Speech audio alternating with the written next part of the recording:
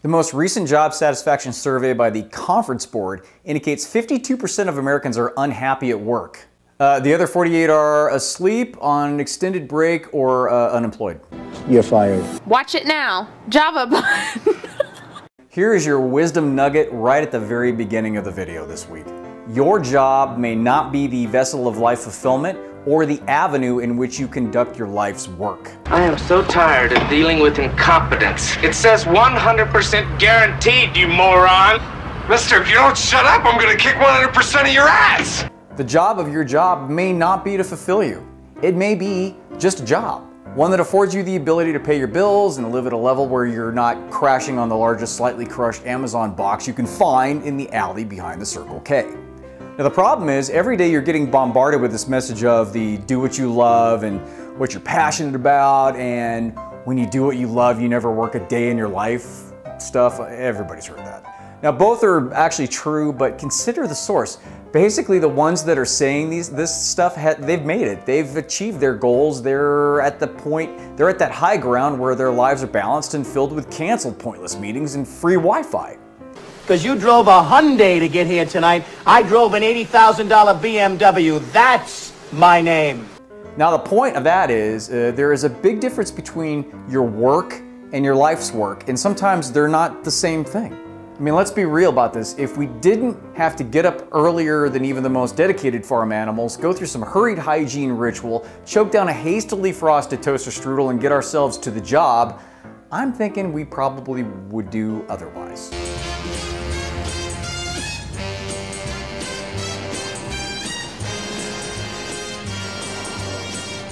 Now that being said, I'd like to explain to you how to make your work fulfilled and where you have a way to do your life's work at the same time, in the way that you can share your gift with all of us grateful souls. So if your current job isn't fulfilling enough for you, if it doesn't allow you to share your passion, it's not fulfilling, I have 3 options for you to consider.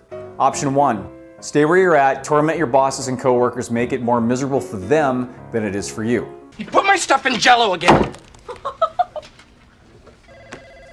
That's real professional. Actually, that's not the case. A better way is to make do with a job that keeps you clothed and fed, but to reframe it, which is find the value in the tasks of your job, focus on improving your listening, improving your speed, your efficiency, and more importantly, improve your communication and your relationship skills. It's who you know, it's not what you know.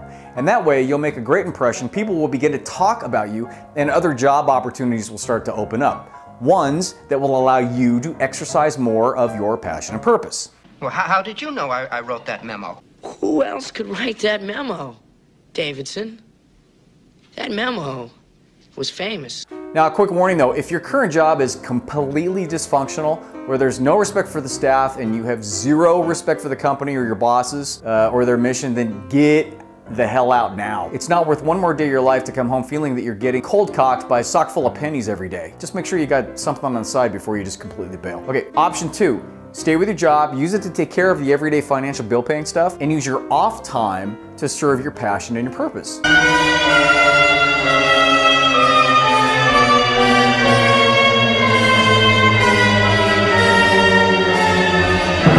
Two things happen when you do this. You remain responsible by not putting yourself in a shaky, I don't know if I can pay my bills this month bind, and you will actually tolerate your current job more because you know that your current job is just a means to allow you to do the things you want to do.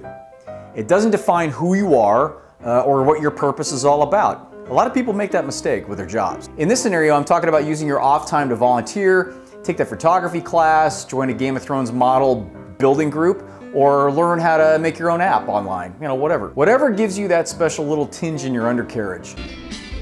Hey, what are you doing? I'm captain of Pismo Beach Disaster Relief. I don't think they need your skis. Daddy, some people lost all their belongings. Don't you think that includes athletic equipment? Now remember, this exploration step is not necessarily your purpose or your life's work specifically, but what it'll do, it'll open that first door you need to open on your journey through your self-discovery, and you'll and you have to open that door before you take the next step. Now, option 3 is the last option. It's obviously quit that crappy job and dive in head first. And as baller a move as that is, don't be an idiot. Have some dough in the bank to sustain life and have a little something on the side, little work, side work, where you don't find yourself floating aimlessly and without responsibility to your financial commitments. Maybe I could be like an announcer, like a color man. You know how I always make those interesting comments during the game? Well, you know, they tend to give those jobs to ex-ball players and people that are, you know, in broadcasting. I'm telling you right now, if you go from a structured job to nothing at all, you're gonna freak out. It'll feel like you're free falling and you're grasping for anything. That's not the mindset that's gonna lead you to the promised land in terms of you being set on a solid foundation to figure out what the hell you wanna do. Hey, you know, I'm all for passion and purpose, and I think that when you work without a net, it provides a little more urgency to make things happen. But to me, being responsible about your life transition shows integrity, and ultimately that's gonna help you more than just bailing on something. I quit. I quit. I quit. Basically, I don't think motivation by fear of homelessness or starvation is the way to go here. So whatever you decide something, take action, do something like right now. Do it!